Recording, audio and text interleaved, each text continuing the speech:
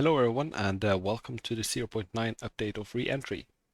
In this video I'll briefly cover some of the main updates the 0.9 update will introduce, and then I'll go through a couple of demos before ending the session with a brief talk about what's ahead in terms of 0.9 and what's the plan for 1.0. So yeah, the main features of 0.9 is that I've been working on redefining and restructuring the entire user interface of the game. There's quite a lot of different elements and moving parts involved here. So one of the bigger pain points that some of you have been having is that if you're running re-entry on, screen resolution which is ultra wide, or a very small one which is less than HD, for example 1080, then you might have seen that the UI doesn't really scale very well, and some elements become unreachable and other ones overlap each other, things like that. So this adaptive UI feature has now been going through most of the elements in the UI to make sure that they are adapting accordingly. So if you're playing the game on ultra wide, for example, you should be able to reach most of the user interface elements. One of the visual changes that you will see in terms of this is that most of the menus are now in single column and are all in this scrollable panel. Before, this was split into two different panels, and you have to, go back and forth between one to find a setting. Now everything is one neat column, and it's a little bit easier to find the setting that you're looking for. Same applies for realism. You can see that everything here is now in one column that should scale well on all screen resolutions. Another feature that I've introduced is text to speech. The text to speech feature will automatically read out all of the mission messages. So if you're running an Academy tutorial, there will be a voice that is generated based on the text in the mission command box. So text to speech, if I enable that one, you will be able to hear that. I'll quickly go through a demo on that pretty soon. But before diving into the demo, I just briefly want to mention languages. So another big feature of 0.9 is that all of these text elements on the user interface have language support. There are a couple of things still missing, but they are minor and not really needed to play the game. So I've been trying to make sure that at least the bigger portion of the user interface is all part of this language resource files. And contributors have been working with me on this. So you will now have a drop-down that allows you to change language. And there's an override one, which will allow you to type in your own language code, and you can create your own local files that will be loaded based on this setting. So for example, if I now click Spanish, and I will need to reload the game for the effects to properly take change. So let me actually go in and select Chinese instead, and then I'll quickly load Mercury.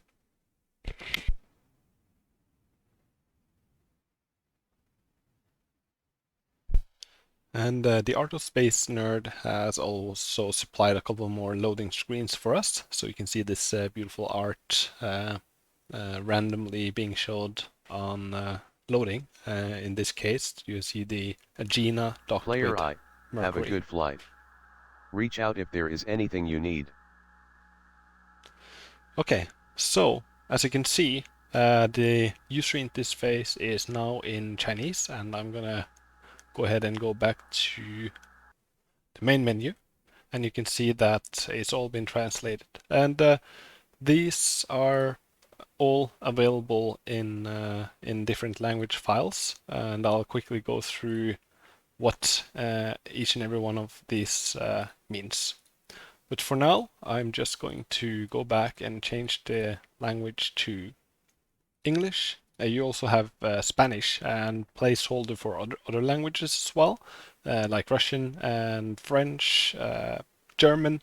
All of these can be added into this list dynamically. So if you want to contribute with a language, I will quickly show you how that is done. I think that if I can actually remember. Here we go.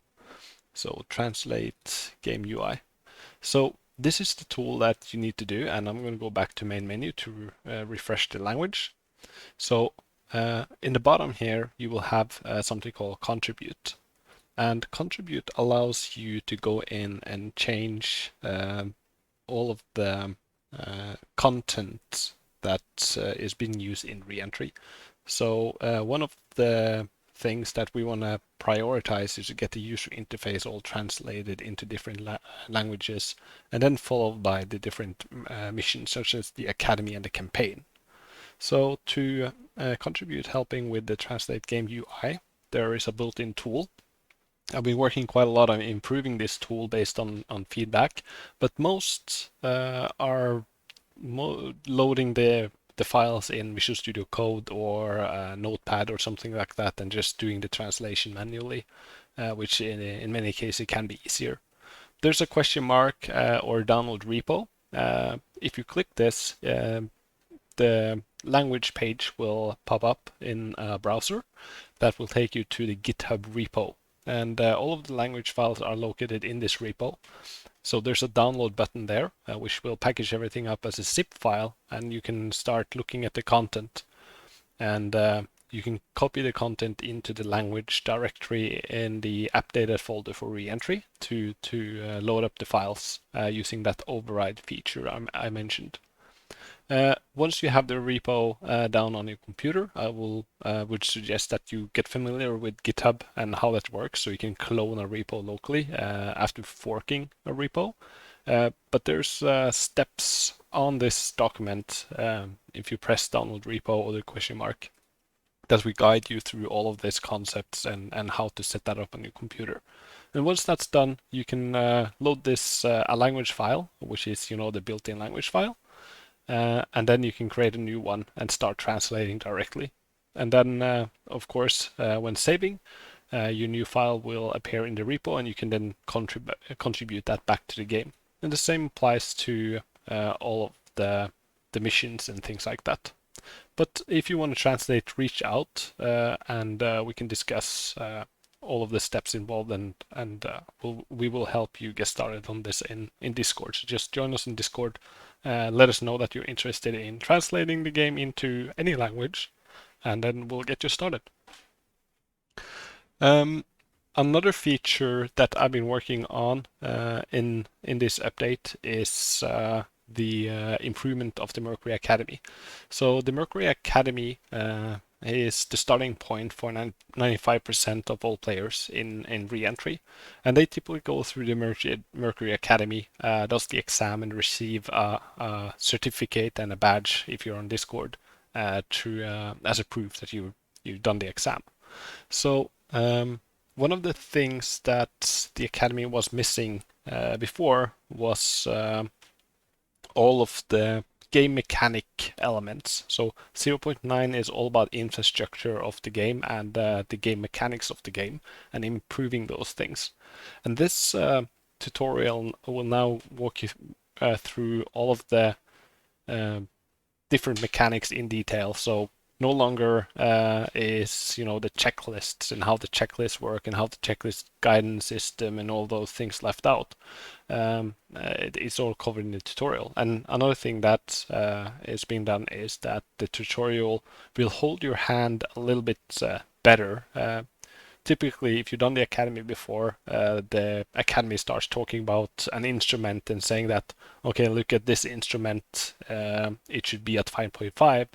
And then you will need to, if you're unfamiliar with the layout of the cockpit and you're just jumping in and haven't studied the manual, for example, you will start to search around for those instruments. And what the tutorial now is doing is that it will highlight these things much better, and the on-screen indicator will guide you towards that highlighted component, whatever it is, and if you're not looking at it. So for example, I'm just going to double check that I have my text-to-speech enabled. And if I then go into Academy and let's just do lesson 2, for example, launch and ascent, I'm gonna jump into the cockpit. And depending on the mission that's being loaded, the text-to-speech might even start talking as you're preparing the cockpit state. But that's all right, in my opinion. But let me know if you don't like it. Welcome back, Player I. In this lesson we will go through all the steps required to launch, the procedures needed during the ascent, and what to monitor as the rocket lifts off. As you can see, the text-to-speech system is now reading out a message that is being displayed. And if I hit Roger now... The ascent is an automated process, but emergencies can happen, so your task is to monitor all of the gauges periodically while being prepared for an abort. It will read out the next message and keep on doing that. The capsule is now in the normal state when you ingress the capsule. First, ensure transmit is set to UHF. If you feel like you need more time before ignition, you can request during ascent, depending on the launch vehicle, you will go through different stages to reach the velocity required for a mission. Arm the auto retro jettison squib 2, you never know when you will need it due to an emergency. Now we are ready for the launch itself. Resume countdown if you used this feature, then set the launch control switch to ready so ground knows they can trigger the ignition. If this switch is ready, the rocket will launch when the countdown reaches 0. As you can see, the text-to-speech system will read out every message, and if I hit enter in the middle of one, it will proceed to the next one, and that should cancel the previously talking voice. You can use timescale to reduce waiting time. If you have done everything as told, the time from launch timer is located below the analog clock on the timing panel.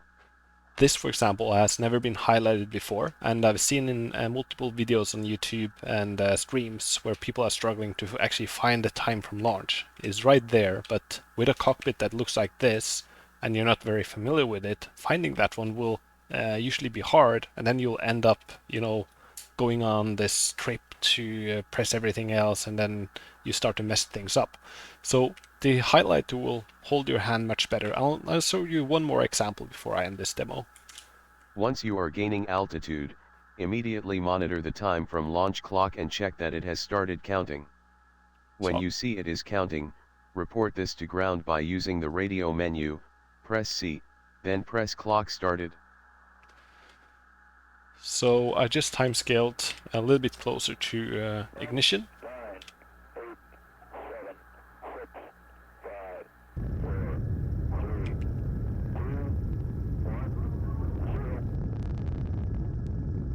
Umbilical disconnect. Great. Great.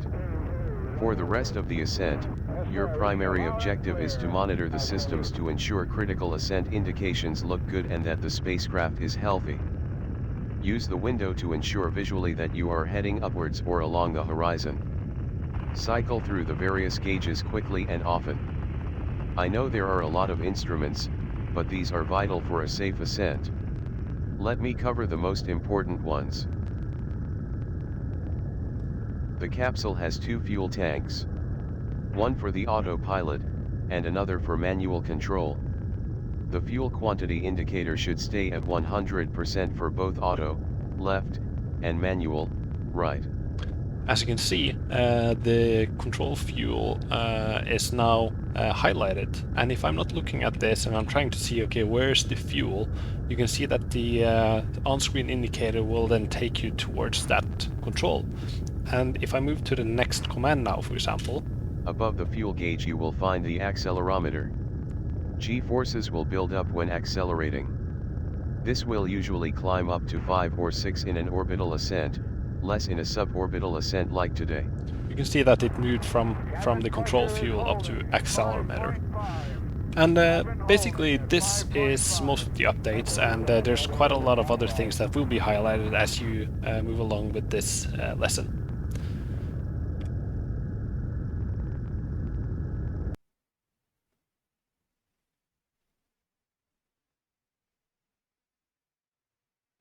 Okay, so another thing that I've been doing is to improve quite a lot on the save states. So the save states should now better be able to load up the panel states of Mercury, Gemini, and Apollo. There shouldn't be many switches left that aren't loadable anymore. In addition, I've been doing quite a lot of work on fixing the save state in lunar orbit. So if you ever done like a lunar ascent and you're sitting in the lunar module and you're climbing up towards orbit, you get into orbit, you circleize it, and you need a break. So you save the state and exit the game and then come back later because lunar ascent and rendezvous with the CSM is a very long and complicated process. So you might need some breaks. First of all, if you're saving the state, you will have noticed that when you load it, the lunar module is in a completely different place in orbit. It can be miles off from where you saved, and those miles are actually crucial when it comes to requesting a rendezvous burn. Suddenly you're in a location that you're unable to find a good burn to rendezvous because you have 3 degrees of difference in a phase angle in your orbit, which is quite a lot of distance. So what I've done now is to improve all of that, and it's now much better at saving those states, even in complicated areas such as lunar orbit. So for example, I've just made a save state here, which is me testing, and I've done the undocking from the lunar module, or undocked the lunar module from the CSM, and I translated the CSM back a couple of feet, and then I made it stationary, so they're basically face to face. And I hit save state, and the issue was that when I load this, the CSM will be in the correct place, but the lunar module will be completely gone. You can't even see it visually in external view or inside of the cockpit. But if I now load up the state, you will see that they are actually pretty close, hopefully. So Scenario, we'll see. lunar module undocking.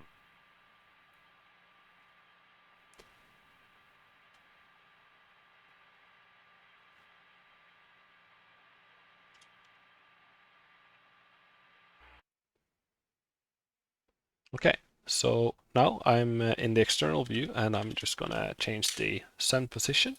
And if I look up now, I should be able to see the lunar module once the save state is, there we go. I had some offset I'm recording, so loading the state took a little while. However, you can now see that the lunar module is right in front of me, exactly where where it was when I left off. There are still going to be some attitude issues. For example, in the Mercury or in Gemini, that if you save the state and you load it, the autopilot will initially engage and take you back to its current attitude. So there's some orientation issues still that I need to solve, but at least this is a milestone and a huge step in the right direction when it comes to save states.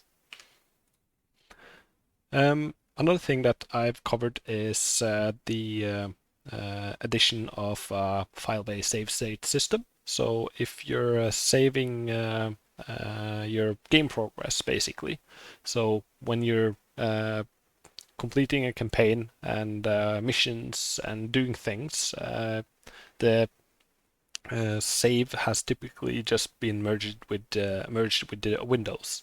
And if you bought a new computer, if you have a different laptop, it has been impossible to actually move this progress into the new computer. So what I've done now is to move everything out from this old system into a file-based system. And this file is something that you can use to copy and take backup of your current game progress and setup. And this also enables me to use the Steam Cloud integration. So now this file is synced through Steam Cloud and allows you to use the Steam Cloud integration and Steam Cloud Play features, hopefully if it gets approved, because when you play a Steam Play feature, you will host the game on a computer on Steam, and you connect a client to it, and the host PC will render everything and then just use your client as the target device. This will require the cloud storage to be enabled because the computer that is running Reentry in the cloud will be different every time you run it. So you will need to take your own save file with you. And that's an automatic system of Steam as long as I'm using the Cloud Play. So that's all enabled in Reentry now. And this also unlocks the capability of using NVIDIA GeForce Now features and things like that as well. I've also added quite a lot of more game overs into Mercury, and I will follow soon with Gemini and Apollo.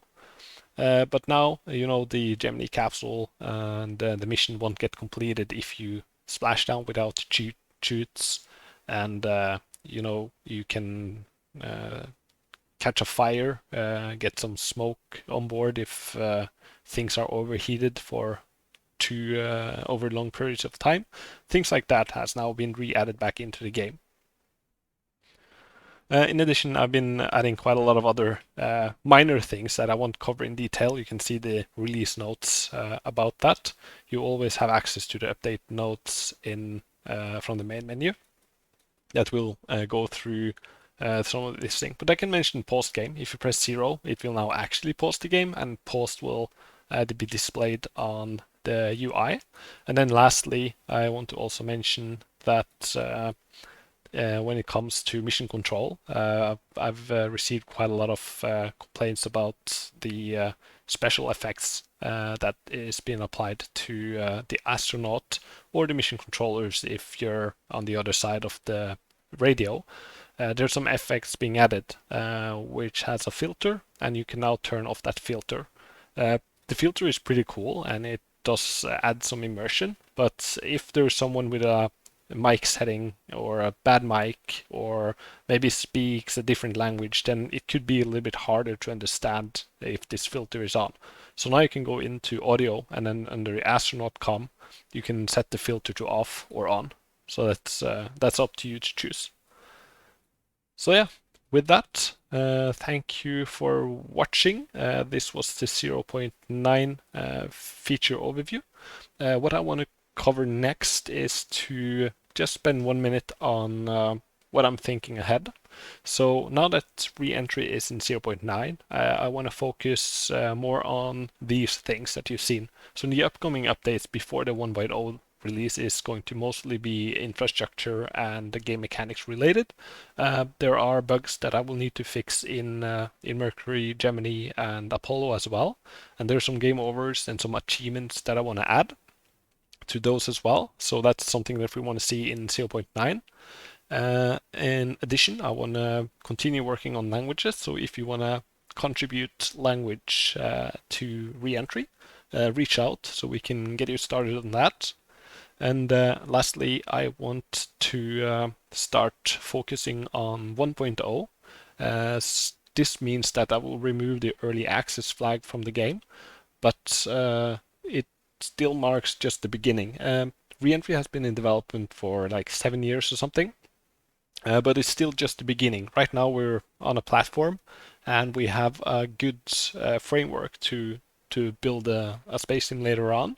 You can see that the capabilities of running Mercury, Gemini, and Apollo on it has improved quite a lot over the years if you've been playing Reentry for a while, but there's still a lot of things to focus on.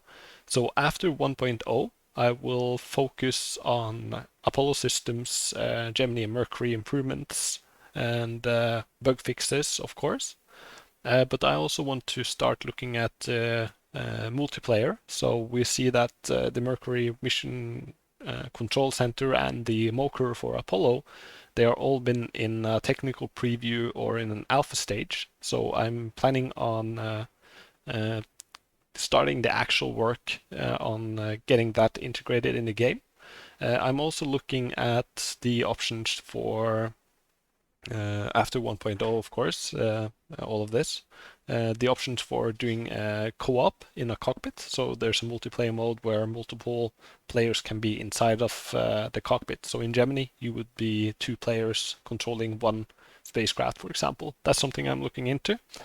Same with the Apollo Stage 1B and Skylab. I want to see if I can integrate that in the game. That's also something I want to do post 1.0. I want to get back into VR development. The current VR implementation is a preliminary implementation, technical preview basically, to see if I could do VR, if it would be possible to do VR in Reentry. And then I want to take a deep dive into VR again and probably just scrap the entire implementation I've done now and then restart it once I know how I want to do it. And lastly, there's a couple of other spacecraft. I mentioned Vostok before. That's something that I also planned for post 1.0. And then also another spacecraft or two in that I wish to support. So I will get back to you with 1.0 and more updates on my plans for that. But currently the focus is 0.9 and bug fixes and getting some of these mechanics and languages in place as well as achievements. So yeah, again, thanks for watching and have a good day.